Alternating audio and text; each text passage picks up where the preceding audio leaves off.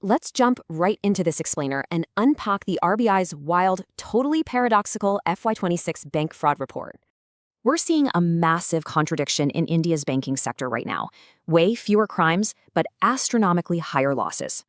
The actual number of frauds plummeted by over 70%, but the financial value lost skyrocketed by 336%.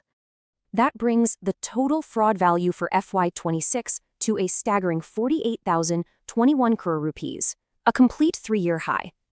So what's the deal here? How do we literally lose way more money with far fewer actual frauds?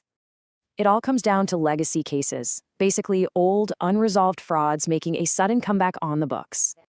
A recent Supreme Court judgment forced banks to re-report 314 old cases, totaling over 30,000 crore rupees.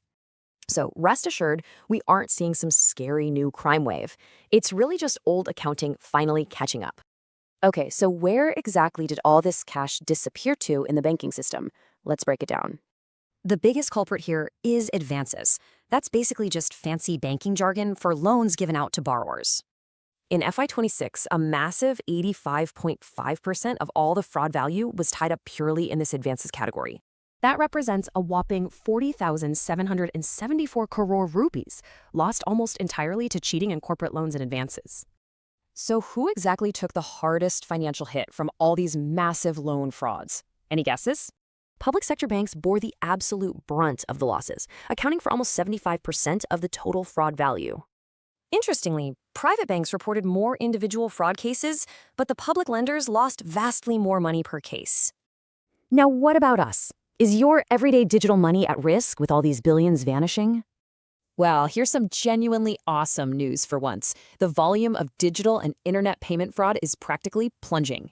Digital fraud cases completely collapsed over 3 years, going from nearly 29,000 cases down to just 293. What's truly wild is that digital frauds now make up a measly 2.9% of total cases. Just 2 years ago, digital payments were over 80% of all frauds. The landscape has totally flipped.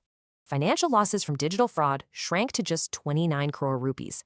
Retail-level internet fraud has basically plummeted. So, what's the big takeaway you should grab from this explainer today? Let's sum it all up. Those massive numbers, they're just old institutional loans catching up. Meanwhile, your everyday digital transactions are getting way safer.